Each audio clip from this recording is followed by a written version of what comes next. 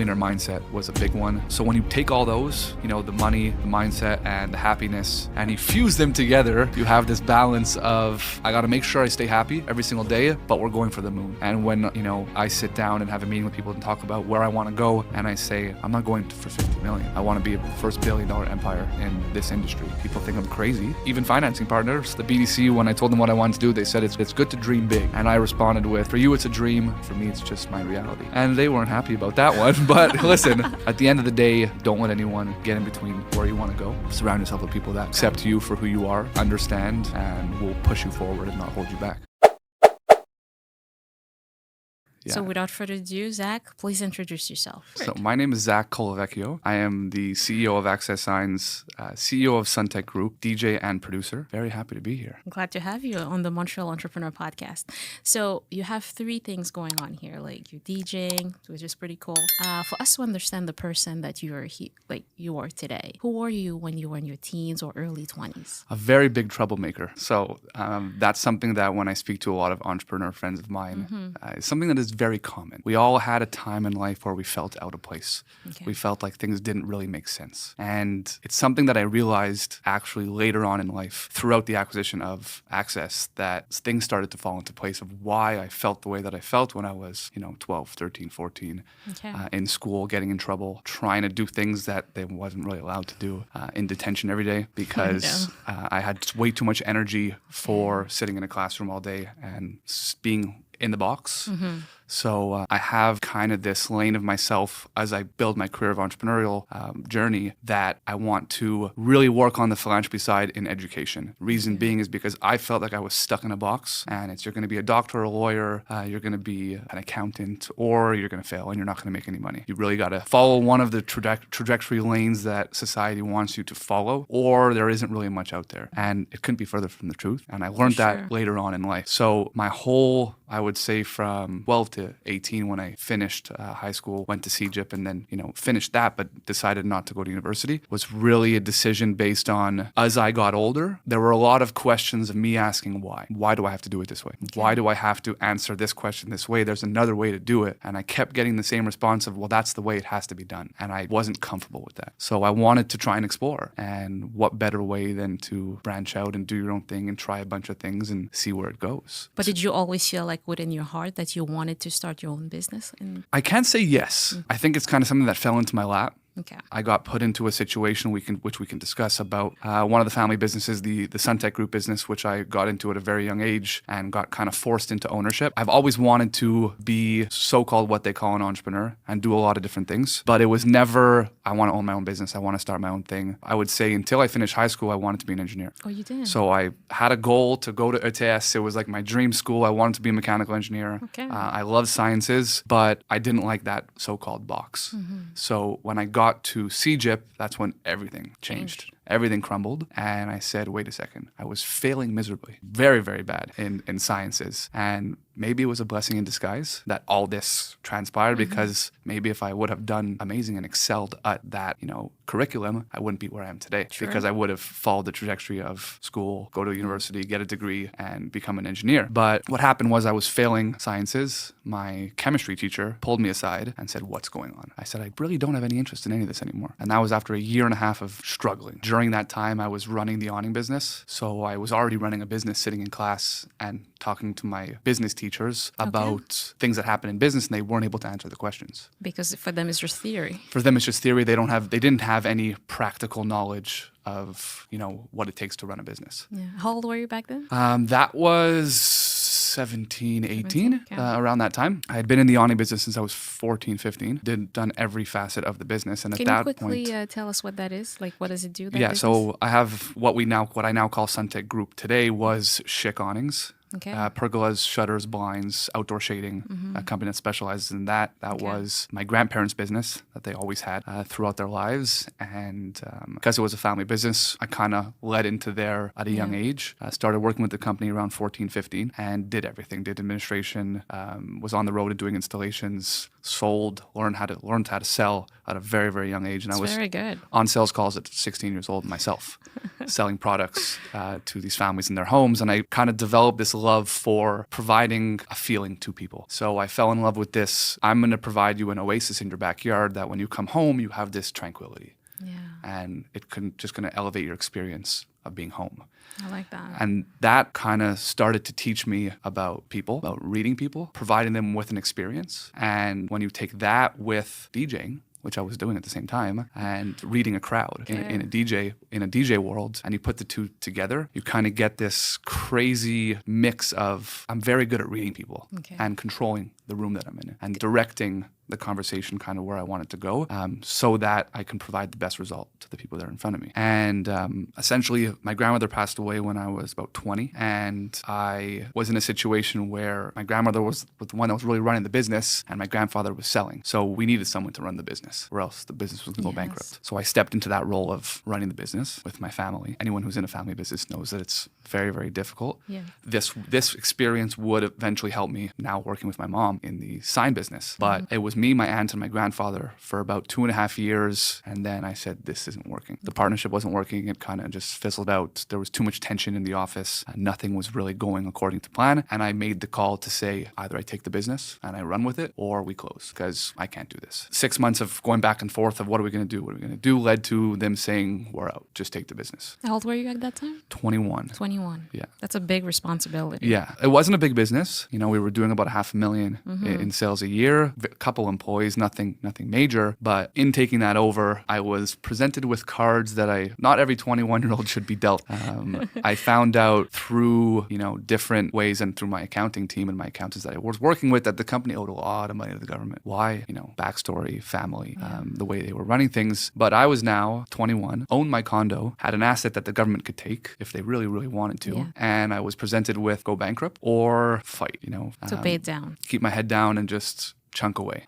So I decided the harder route. You did that. Keep my head down, chunk away at, rebuilding the company. Closed everything. Closed the office, got rid of all the employees, and I said, I'm going to do everything myself. I might have to do this for a year or two, but the only way I'm going to get out. To cut the expenses. Exactly. So I had to reduce expenses to next to nothing. I moved the whole entire company into a U-Haul unit. There were a lot of long nights in a U-Haul unit of me sitting there at 2 o'clock in the morning, questioning, what did I get myself into? Yeah. At 21. At 21. Yes. Was this the right decision? And I think that's something that every entrepreneur experiences at one point in time.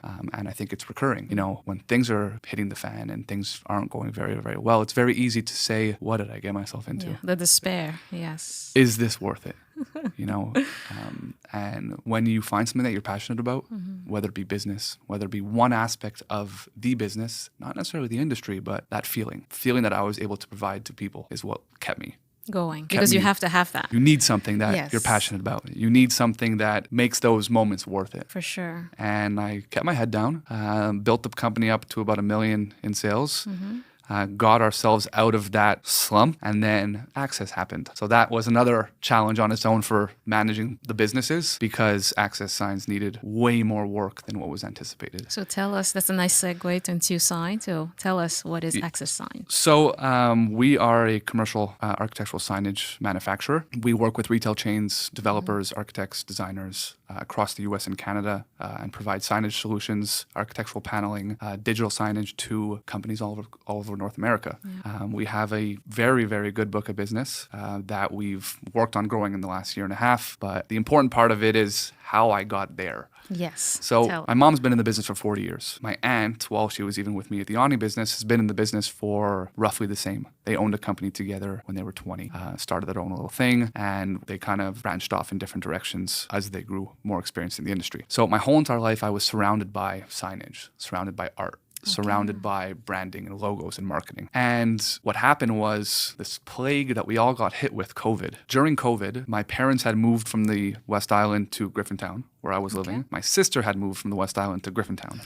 where I was living. So we all lived within 1 block of each other. And because everything was closed, every single night we would have dinner together, kind of like when I was growing up. So I went from being on my own to every single night, Monday to Friday, I would have dinner with my parents. And over the course of that time, I started to see my mom's attitude deteriorate, her happiness deteriorate because of her relationship with her partners at the company. It was getting very toxic. The company wasn't evolving the way they needed to during COVID when everything was kind of everywhere. You have to imagine retail and restaurants and all this stuff that weren't opening anymore. Retail chains were going from opening 15, 20, 35 stores a year to nothing. So they were losing millions of dollars of business overnight. Because that's part of your, Exactly. Market, It's a big part of our market. And the company wasn't set up to make decisions quick enough to react to that. And they also weren't proactive enough prior to say, if ever something like this happens, we're diversified enough that we won't feel it as much as if we would concentrate on one market or 2 or 3 big clients.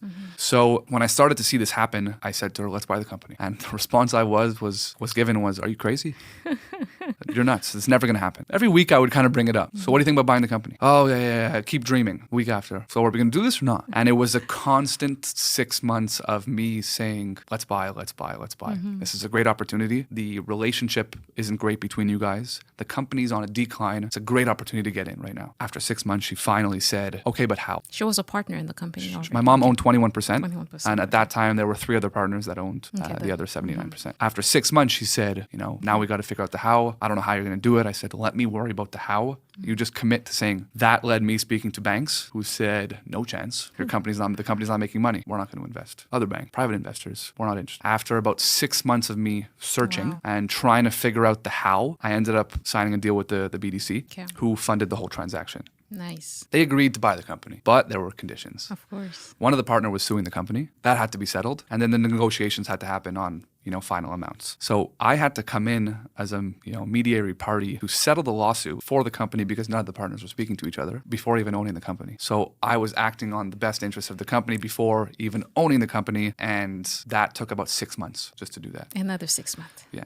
And the person who was suing the company, father's a lawyer, brother's a lawyer, son's a lawyer, they're all lawyers. No. So just on that lawsuit, you had about 5 lawyers to deal with. And then because there were 3 partners, between those 5 and the other 2 that were in the transaction, there were about 8 lawyers. 8 lawyers on a $3 million transaction is unheard of. All the lawyers have to get paid. Everyone's got to get paid. It doesn't make sense. My lawyer was like, what the hell is going on? How is this even a reality? So that whole process took about 13 months. For a company that size, for it to take 13 months to close a deal was insane. But we ended off on a very good note. Everyone was happy. I was very, very happy because I got the real estate. I got the company for a very fair deal, which led into me purchasing the company, handing off a percentage of the amount to my mom so that we're 50-50. Okay. But I had one condition on the whole entire thing, which this comes down to family business. I said, if we're doing this, we're doing it my way. Try and tell your mom of 40 years in the industry that we're going to do this my way, and I have absolutely no experience. Yeah, she's like, I know more than you. I know this industry, you don't. I've been here. I've owned the company, and I said I understand that knowledge and that experience is going to be incredibly crucial for us. For sure. But I have the entrepreneurial mindset, which is going to help us restructure and then take us to the next level. So would you say she's more operation? My mom is very good in sales. Sales? She is probably, and I've met a lot of people in the industry, probably one of the best sales people within the industry and within anyone that I've ever met. That's great then. So I needed her there. For sure. I needed her to focus there, and I needed her to let go of everything else. And what's your main role? I'm the CEO. I oversee everything. I'm very implicated in all departments as we restructure. We're still in the process of restructuring, and it's a 1.5 years because every department literally had to be flushed to zero. And how are we doing it now? Because the way we did before wasn't working. So you go a department at a time, and gradually you do everything. Patience is the most important thing in those situations because you're bleeding, you're not making money, you want to fix everything right now, but you have a team, you have to delegate, change processes, let them fail, and then correct. So that they can learn on their own. Exactly. And then throughout the whole process, what have you learned? The acquisition process. The one thing that I learned that I would say is crucially the most important is nothing ever goes according to plan. You can plan and and think about it and think about this alternative and that alternative in this situation which might happen. You can't prepare. Something is always wrong. Something, it's like construction. Something always happens. Something always goes wrong. And I think the most crucial skill in that is speed at which you make decisions, patience, and allowing yourself to fail and getting comfortable with failing. A lot of failing, yes. Knowing that you're going to make mistakes, especially in a field that you know nothing about, but the best way to learn is to fail. So try and make as many mistakes as quick as you possibly can. And then you'll have that, armor under your belt of, I now know I can't do this, this, this, and this because I already tried. So within the first 6 months, I had tried everything. So knowing what you know now, would you advise somebody to purchase a business instead of starting one from scratch? 100%. Why? I think there's a beauty in change. And when you start from scratch, you don't see the change. Okay. I think there's a beauty in impact and impacting the people and the lives of our team just by making change. I'll give you an example. I had an employee. I don't like to call them employees. I like to call them team members now. They're a part of our family, and which is part of the culture that we instilled within the companies, that we're one big family, we take care of each other. When I purchased the company, he was halfway out the door. Been with the company for 20 years, 1 foot out already. And my main focus for the first couple months was just getting everybody on board of my vision for where I want to take the company. 6 months in, he came to me and he said, we may not go public one day, but with your vision, I think it may be a possibility. If we ever do go public, I want to invest. That's a good compliment.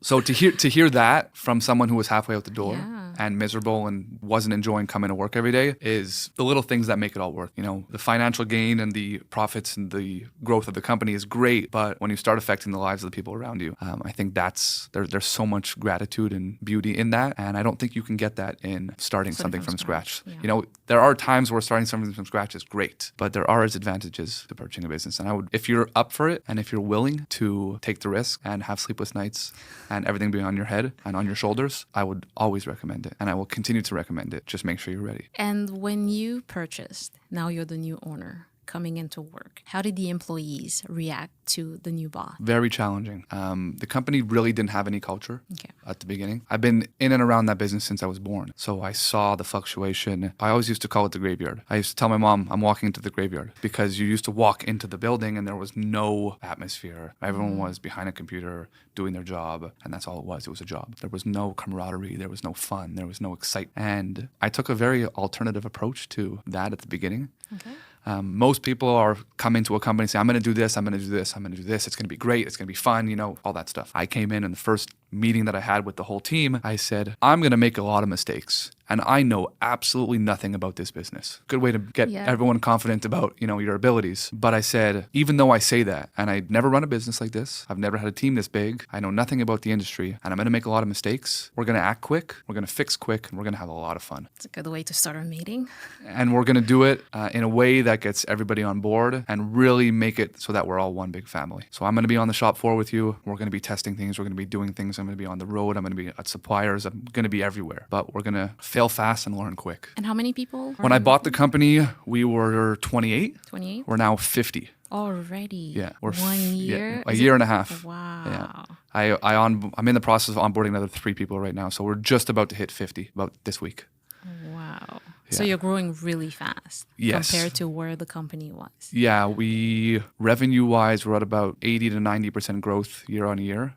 Right now, profit-wise, we're at like a 400% growth. But how did you do that? How come the ex-owners could do what you're doing now? When you're too consumed by a job and by a paycheck, you don't have the mindset to look at everything from an outside perspective. And I think that's something that was to my advantage, that I knew nothing about the business. Yeah, it's a very good point. So I was able to take a very outside, very macro perspective on the whole business and say, okay, this is the way it's done in the signage industry, but why? Yes, question everything, yes. Why? And there's a lot of books that talk about this, the 5 whys, to ask why 5 times until you, dig deep enough to get to the root of the problem. I was asking that while looking at what is everyone else doing, but not within our industry. What's everyone else doing in industries that are light years ahead of where we are? What is automotive doing? What is aerospace doing in manufacturing? How are they running their business? What is media doing marketing-wise? What is everyone else doing in different industries, and how can I pull that 1% of things that I think could be very beneficial and bring it in? So a lot of it was optimization, and that's optimizing every single department. Give us an example of a department that really needed it. Manufacturing, 100%. There was no control on our costs on what we were spending, why we were spending, and when we were spending it. The That's system, really very hard to run a manufacturing company when you don't know why you're spending the money that you're spending and how much things are really costing. So I came in and I looked at the system that the company had in place and I was like, okay, but how much does this actually cost? Well, we think it costs this. Okay, but you don't know exact. Yeah. How do you know your margins are good? How do you know that you're selling at a good price? Maybe you can drop your pricing and be more competitive to gain more market share. They didn't know anything. So I had to come in and kind of say, okay, now I need to implement this software to essentially calculate all this stuff, which is a feat in its own. Implementing a manufacturing software it took you over a year and a half to just develop the software for it to. Okay, so you went and got it done. It's a company that's in the U.S. Okay. That I decided to work with after testing multiple ERPs. Essentially, it's a guy from tech and a guy from manufacturing that came together to make this beauty child of a software that is very AI and tech forward, but at the core, it's a manufacturing software. So that allowed us to kind of see where we were at, when we were spending, when material was being ordered for a job, was it being ordered too late? Was it being ordered too early? Were we not planning ahead of time? How much money was that costing us? And then efficiency. So it's how can I get every department as efficient as possible so that I can grow the company without growing our team. So squeeze And it's not working people harder, it's working smarter. Yes. It's implementing systems to automate certain things that happen all the time. So I started looking at the process in a macro level and say, okay, so I'm going to look at one process, dig into it, and then if I see that one task or one email or one notification is sent out more than 2 or 3 times, I'm automating it because it's the same thing that happens every single time. Yeah. It's repetitive stuff. So I'm looking at how much can I automate to increase productivity in every single department. Manufacturing is obviously the one that costs the most money and there's the most on the line. Because our industry is very, very custom, you make a mistake, it costs a lot of money. So it's a matter of what can we do to increase productivity and reduce error. And I think just in reduction of error and planning, we reduced our costs in the shop by about 35%. Wow. So all that stuff put together leads to the increases. Impressive. Thank you. I'm surprised that the other people didn't figure this out. You and me both. No wonder that they were struggling. Or they didn't know how. Because the company's been around for 35 years. 35 years. Yeah. And the culture was not in place. There was none. It was I think culture starts, top down. And if you're not leading with a good culture and a culture of inclusiveness and you actually care about your people, you'll never get it. It's going to be felt by your team and the people in the organization. And even the owners that were there before were there for just a paycheck. People can see that and everybody. 100%. As much as you try to hide it, it's very, very, very noticeable. When you lead, from the back and you tell people to go forward versus leading from the front and pulling everyone with you, that was one of the big shifts that I made when I came in, is that I'm going to lead from the front. Nice. I'm going to be the coach to our team and take everyone with me. If you want to be on the ride, let's go. go. It's going to be a ride. It's going to be fun. It's going to be crazy. We're going to move quick, but I'm not going to be behind you telling you what to do. Talk a bit about your emotions throughout the whole process. It's been a year now. During the acquisition process, I'm sure you were frustrated. Was there anger? Talk a little bit about the emotions throughout the past year or so. There was a lot of frustration during the acquisition period, which tested my patience because I knew they weren't living up to the potential of what the company had. And I really didn't want it to drag on more and more because the more it dragged on, the more we lost people, the more staff left throughout the acquisition because they were just over it.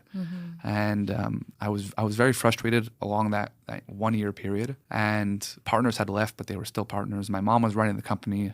It was chaotic. And when I say that tested my patience, I really had to, say it's going to be okay. It's going to happen when it happens. And when it happens, then I'll be able to come in and do everything that I got to do. But as an entrepreneur, when you see something and you know it can be done better or improve on it, it's very difficult sometimes to not want to say, why don't you do it this way? I see it being done this way that could improve X, Y, Z. And that relates a lot to personal life as well and the impact on being an entrepreneur and your personal life because your friends confide in you.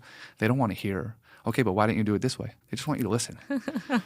So tested my patience, very frustrating and very rewarding all at the same time because every milestone that we got over, every hill that we climbed and got through, it led us closer to the end game. And I kept having to tell myself, you're one step closer. One step closer. We don't know where that finish line is, but we're one step closer.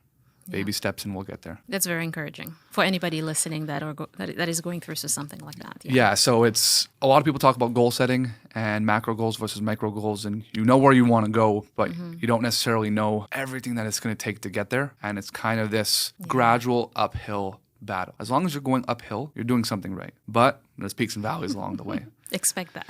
Expect it. It's going to come. Get ready for it. Yeah. But if you can handle it and you sign up for that game, the sky's the limit. Yes. Entrepreneurship, that's what it's all about. That's it. All right, let's pivot a little bit into sales. Now you're nationwide. Yeah. You're in the US. How do you do all of that? Everything's manufactured here. Okay. Our manufacturing in the South Shore is the hub of what we do.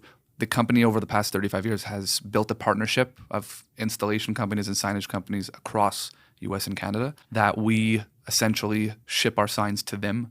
They handle the installation. So we get the contracts, we ship to them, they take care of the rest.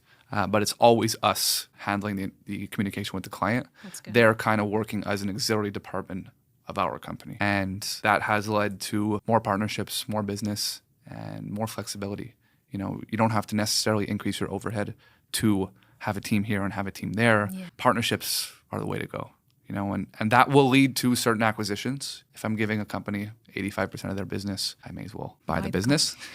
But those are for future plans. And until you get there, it's just a matter of working with the right people and finding people that have similar values to you, so that is felt when they're front-facing the customer. And that's crucially one of the most important things that I've changed when I came in. I vetted every single supplier that we work with. Had a conversation with them, made sure that it fit. I don't care how good you are. If it doesn't fit, I'll find somebody else.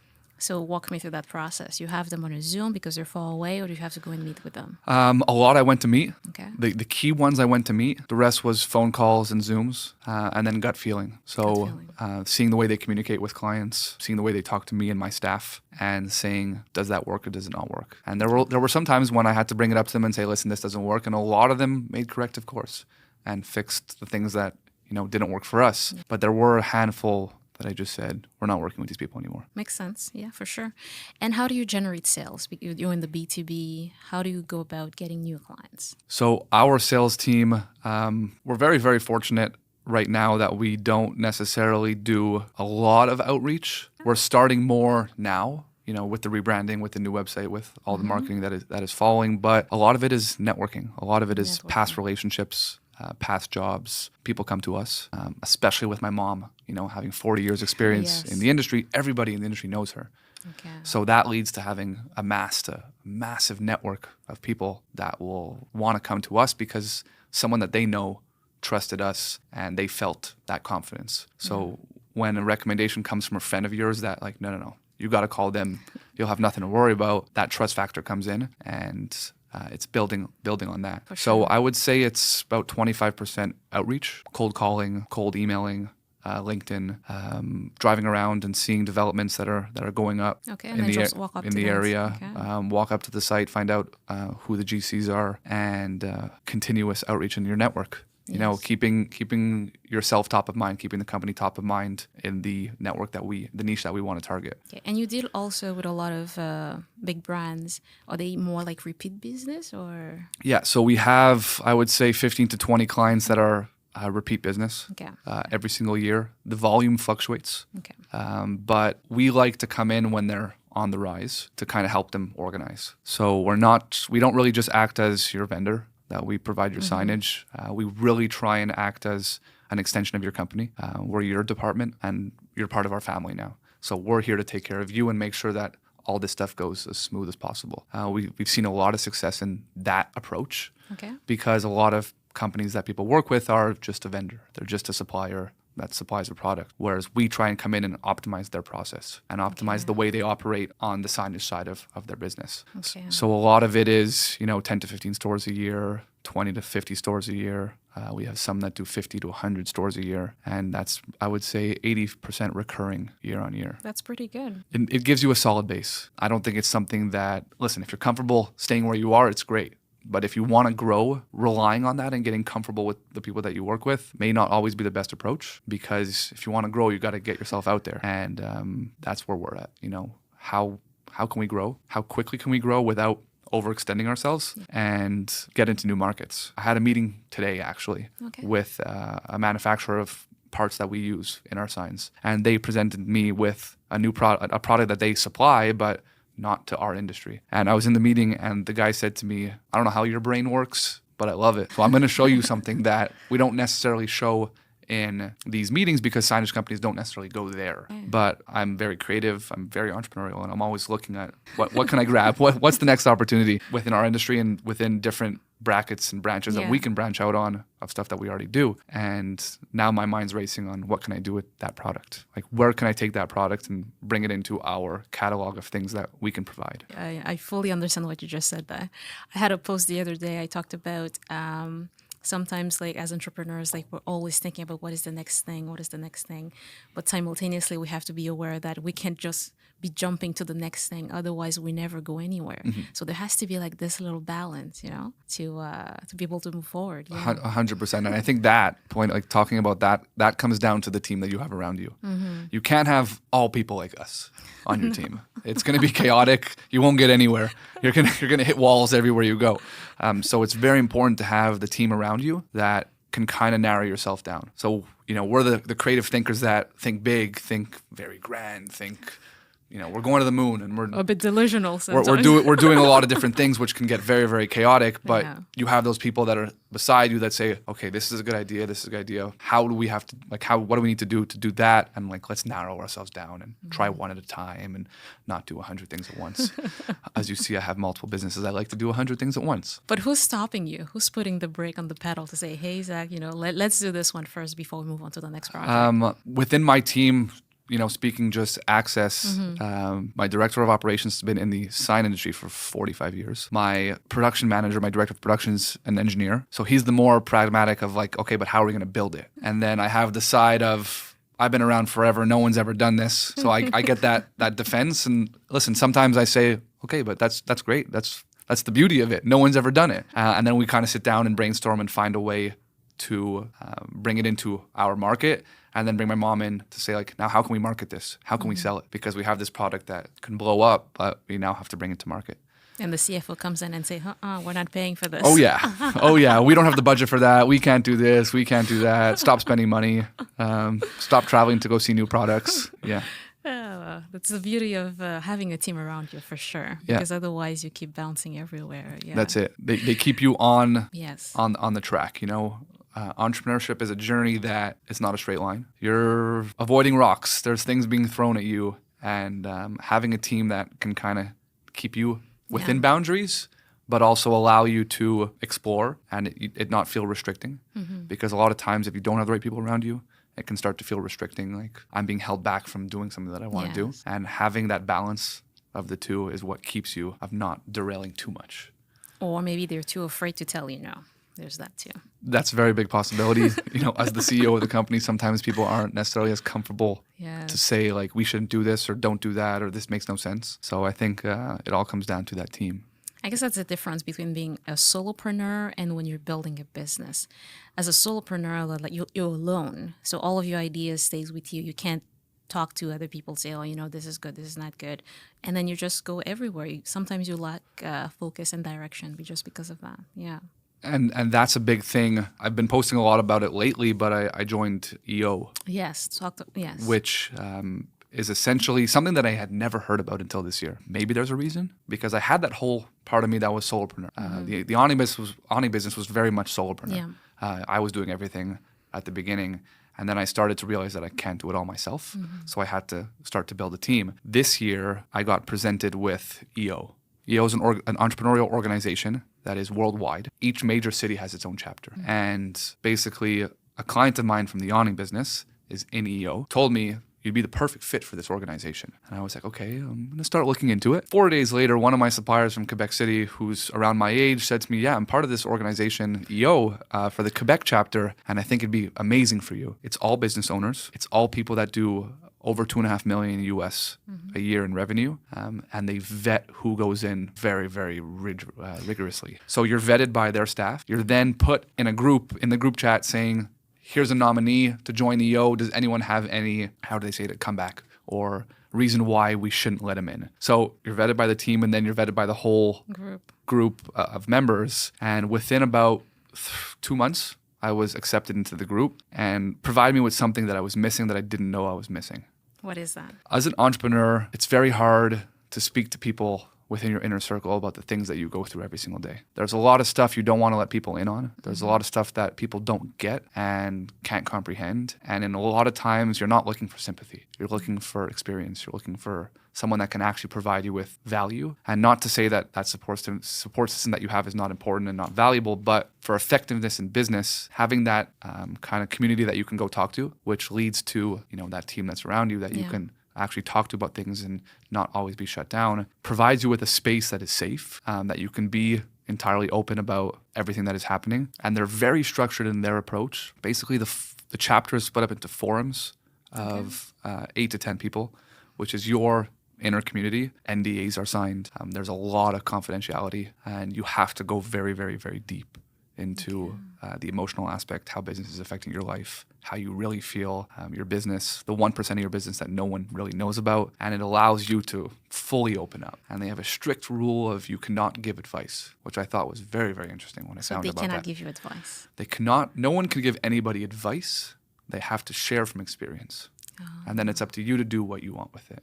I like that. The reason is because if, let's just say you give me advice on a situation of, you should do this and it's going to fix your situation. And if I do it and it doesn't fix the situation, I might have animosity towards the other person or kind of resentment towards the other person because I tried it, it didn't work. Whereas with this approach, it's no advice. In this situation, or I was in a similar situation about a year ago and this is how I handled it. You take it the way that you want to take it and you run with it.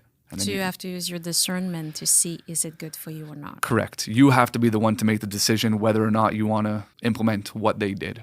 It can't come from them saying you should do this. And that's in the bylaws. If you start to do that, you can get kicked out of the group. Do you have to go in person or is it virtual? No, it's in person. You have a forum meeting once a month in person that you have to prepare for, fill out kind of like your journal. And if you don't fill those out, there are fines. Oh, really? It's very, very serious. If you don't fill it out, it's like a $500 fine. Wow. For lack of respect, because everyone took the time to fill it out, you didn't. If your phone goes off during those 3-hour forum meetings, there's a fine. So it's very much controlled when you're in those settings. And there are settings where it's very, very fun. I just got back from LA. We were there on the chapter retreat. So once a year we do a retreat, and it's for everyone to kind of get out of the chaos of running businesses. So it's 3 hours every month? 3 to 5 hours depending on, the forum that you're in. Okay. And then you can always, you're in a group, you can always communicate back and forth. But I like how you said that you didn't even know that's something you were missing. And I definitely agree with you. There are things that other people won't understand because what you go through as being a business owner, it's not the same as being an employee. Because you might get answers like, well, why don't you just maybe go get a job or something that you don't want to do, you see? Yeah. Exactly. And it's a conversation I have with my girlfriend all the time. And I just say, I appreciate you being there for me, but you just don't understand. You don't get what I'm going through. And as much as I can open up, I don't want to burden you with that. And I guess that's just something that I've battled, not burdening the people that are around me with what's going through my head. As an entrepreneur, we're a little bit chaotic inside of our minds, and we think very, very big, and we want to do everything, and we move very, very quickly, and that can come with its challenges of just staying afloat and having that sounding board of people that understand, people that get it, and that people that have faced the exact same things you faced provides this very safe, calming environment where I can share and not be judged. Yes.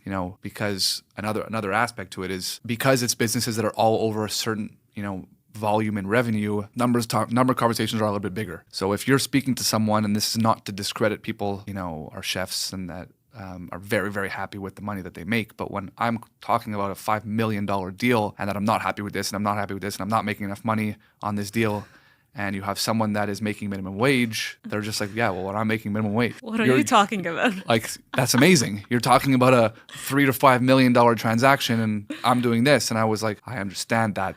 But I'm talking about, making 2% more because it's going to affect this and it's going to affect that. And how can I get that margin instead of just being happy that I'm making money? Yes. And those conversations can be very, very tough to have, especially with people that are around you if they don't understand. Yes, for sure. So they help you also to be able to manage your stress level and what you're going through in the company, to be able, when you come back, you're like, okay, you're recharged basically. Everything is about that. It's about you as a person. It's very personal, which is something that I was not expecting. Everyone that is there shares from the bottom of their heart. People share about family. They share about how they're handling their relationships with running a business, how they're managing being a parent while running a business. Very much not only business, which I thought was super interesting as well, because it will help me kind of grow as a human being, as a future father, a future husband, and allow me to have that group of people that get it, that understand, that have experienced things, that have made the mistakes, and try and find some sort of work-life balance that makes sense. I think it's something that's always a challenge. It's always something you're working on. But if something is a priority to you, you make the time for it and you find ways. And what do you see that among those entrepreneurs, business owners that you're meeting, what are some similarities that they have? They're all over the place, just like I'm all over the place. And listen, I've got a lot of, not necessarily hate, but a lot of comeback on me being in a car with friends and I'm answering an email. It's going to take me 5 minutes, but I got to answer this email. Or being somewhere and I got to step out to take a call. And I'm going to come back and give me 5 minutes. Let me just handle this. And it's my first retreat because I just joined the organization. But what I noticed in LA is that everybody does that. We had, this basketball game that was organized and someone got a notification on their watch that they had an emergency at the office. They stepped out, picked up their phone, we're on a 5-minute call, came back. So seeing that we're all the same and it's not just me that is obsessed like this with our businesses and what we're, our mission was refreshing, honestly. Yeah, you're like, I'm not alone. Yeah, and when you feel that I'm not alone, it's comforting. As corny as it is to say, it's very, very comforting to have that. And what are some of the biggest mistakes that you've made? Could be in family life or business. Allowing business to consume a lot more of my life than it should have, and not just, being there and listening to the people that are around me. One of the main things that ruined one of my relationships, I was in a relationship for 7 years, ruined that because I was too consumed with my mission and where I wanted to go and what I wanted to do when I had blinders on. You were there, but you really weren't there. And taking those blinders off and realizing that just appreciate the moment. Like we're going there. We're going to get there, but love every day. Stop worrying about you're not there yet and really work towards loving every single day. To be a little bit more patient, basically. That's it. So around 23 to 26, I spent 3 years doing a very deep introspective dive on myself. 3 years? 3 years. 3 years after I got out of the relationship to just work on me and really figure out why I was the way that I was, why I looked at certain things the way that I did, which led to a lot of tough conversations with my parents about things in my childhood that, led to today and why I thought certain ways about certain things and why I was so keen on building this thing and building this life for myself that I wasn't as restricted as to a job, to like, this is what I'm going to do for the rest of my life. And the freedom to explore and the freedom to have fun and the freedom to travel. So that 3-year period led to me figuring out that I had this obsession on the end goal. And I was so worried about the end goal that time was just passing by. Yeah. And I was getting places, but you didn't even see it. I didn't even see anything happening. I was missing family events. I was missing things around me. People were passing away, and I never took the time to spend time with them because I was so consumed with where I was going. When I took those blinders off and I started to take a step back for a second, look at what you've built, look at what you've done, look at what you have, and just appreciate it every single day. Yeah, sometimes we even forget all the things we've achieved. That's it. Yeah. And that led me to getting to the point where I was able to balance going after my goals and my dreams while being happy and while enjoying every single day. That was pretty good. I like that. But 3 years. So it took a long time. I had to unpack, 23 years of whys, and why do I act this way?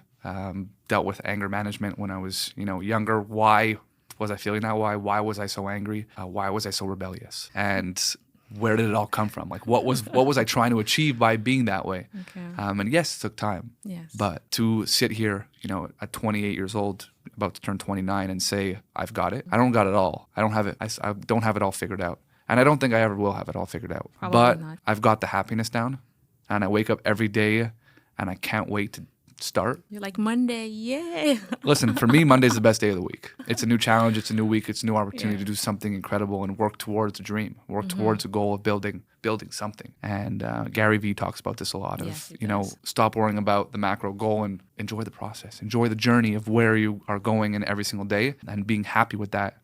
And then shit's going to come. It's going to happen. You're going to make mistakes. You're going to fail a lot. But he talks about a lot of people are trying to go 5-0. I'm just trying to go like 90-10 47. As long as I'm above 500%, I'm going to try everything. And what is the best piece of advice that you've ever gotten? The best piece of advice I would say, there's two, and I'm going to mention both of them because I think they're both very, very important.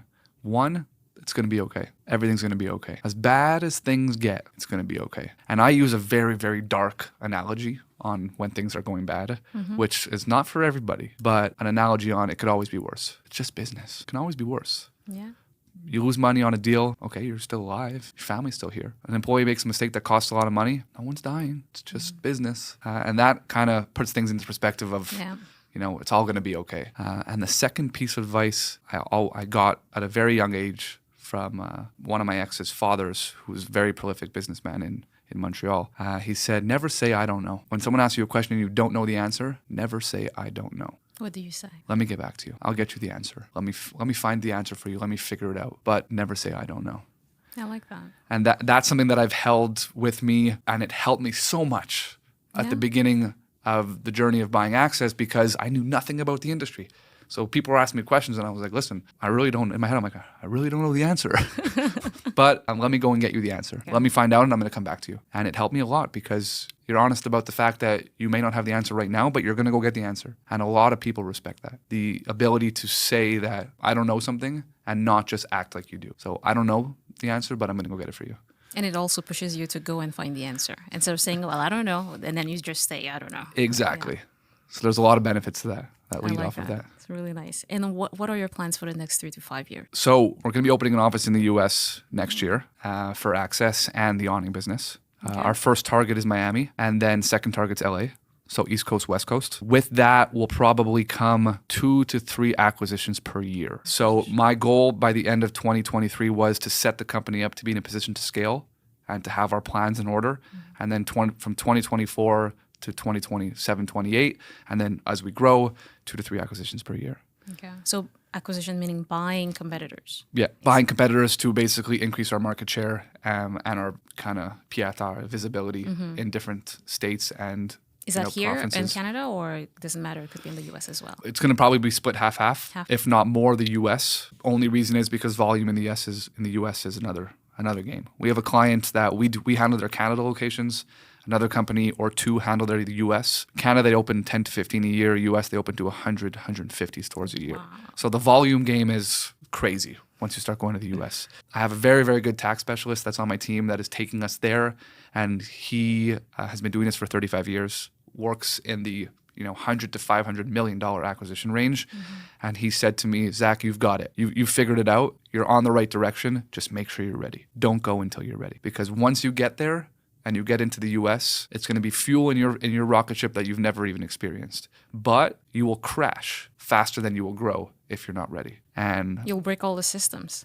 I took that very much to heart, and it took time to think about that. We were supposed to open an office in the U.S. this year. I said we're not ready. And it might be next year, it might not. I really don't know. But all I know is that I won't do it until I feel 100% confident that we can maintain culture and we can maintain our mission and our values as we grow. It's a problem that I've seen in a lot of companies around us and in other industries that we work in, that companies grow too quick. Yeah. And they're not set up to handle it. And then they lose their why. They lose their values, and it kind of leads to failure at the end of the day. Sometimes we think scale is all good all the time, but every time you scale, the foundation, you have to keep redoing, keep putting more. That's it. Yeah. So it's just like a building. It's just like the building we're sitting in today. If you don't build the foundation properly, you can go as high as you want.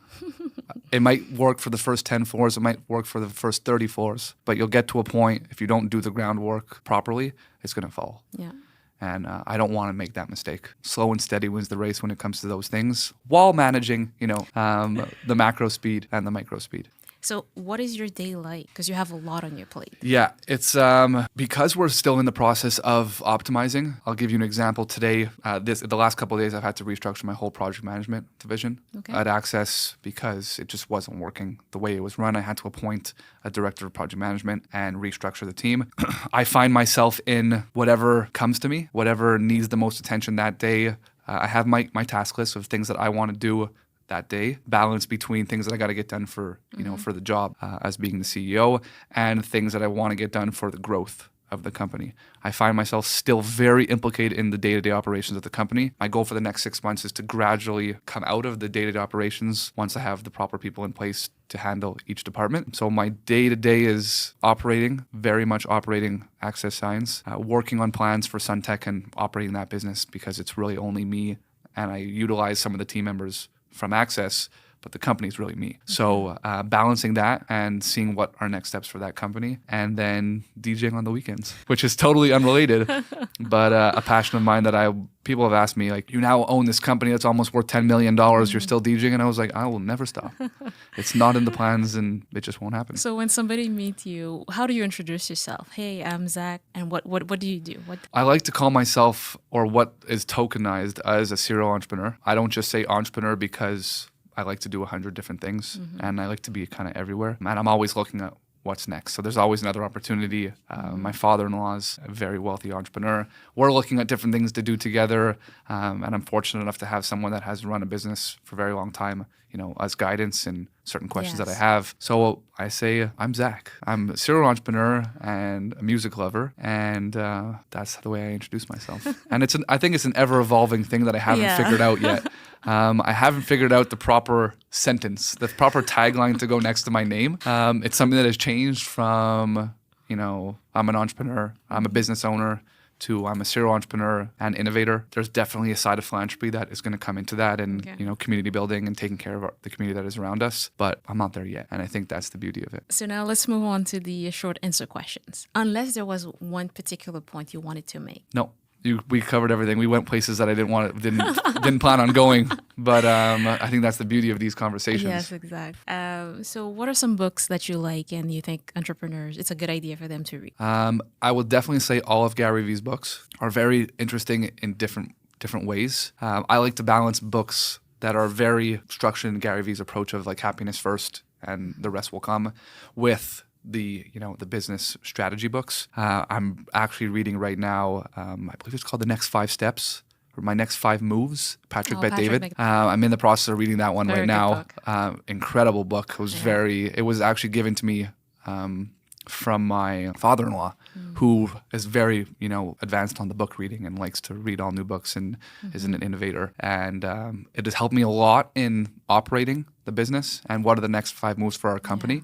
So I've, got a lot out that book and I'm only halfway through. One book that I see on everybody's shelves that I think not many people pay enough attention to is Tools of Titans. Okay. I think it's called Tool of Titans or Tool of Titans. The book is it's a big one, but it's built to not be read in order. Yeah. So it's Tools of the Titans. It's a bunch of lessons. And the concept of the book is you open it up at any page and just read. So you'll find yourself on a lesson that will help you about life or about business, about entrepreneurship, about different things, and you just read that lesson. And I think it's a quick read because you're not going to read 700 pages of advice and different tools in one sitting. If you do, I bless you. I was never a big reader until I started, exploring business books. Millionaire Mindset was a big one. All of Lewis Howes's books helped me a lot on the mental aspect of how I look at business and how I look at money and growth. So when you take all those, the money, the mindset, and the happiness, and then you take Grant Cardone's 10X book, and you fuse them together, you have this balance of, I got to make sure I stay happy every single day, but we're going for the moon. And when, I sit down and have a meeting with people and talk about where I want to go, and I say, I'm not going for 50 million. I want to be the first $1 billion empire in this industry. People think I'm crazy. Even financing partners, the BDC, when I told them what I wanted to do, they said, it's good to dream big. And I responded with, for you, it's a dream. For me, it's just my reality. And they weren't happy about that one. But listen, at the end of the day, don't let anyone get in between where you want to go. Surround yourself with people that accept you for who you are, understand, and will push you forward and not hold you back. I think that's a great message right there. Yeah, that summarizes it all. That is. Yeah. That's the basis of everything. And what do you like about the city of Montreal? It's very creative. It's very accepting. There's a lot of industries that I didn't really know about that were excelling in Montreal, which I found out about in LA because we got a whole bunch of tours of production studios that work with companies in Montreal. So I think it's a city that is very creative, very collaborative, and has a lot to offer. We're also very spoiled with our restaurants. Anyone that really has traveled a bit and eaten around has always said, or people that have come to Montreal have said, you guys are spoiled with your food and your nightlife. I've been in nightlife for so long, so I can be an advocate for that. But to summarize, I think it's just a very collaborative place. It's a very accepting place for people that want to start businesses. Go Montreal. Listen, Jake was on your podcast, and he's a very good friend of mine, and they're advocating Montreal first. Yes. You know, Midday Scores is pushing Montreal as the forefront, and they want to be the next big brand in Montreal to put Montreal on the map. Yes. Toronto has their stars, New York has their stars, LA has their stars. Let's put Montreal on the map. He talks about that a lot. I know. And, you know, we don't forget where we came from. Yeah. Throughout my course of entrepreneurship, I thought about leaving, but I don't think I ever will. I may split my time, you know, between at our headquarters here and then having the offices across the U.S. But Montreal will always be my home, and it will always be the place I want to, you know, represent. Well, it was nice, Zach, to have you on the show. Thank you for having me. Until next time. Until next time.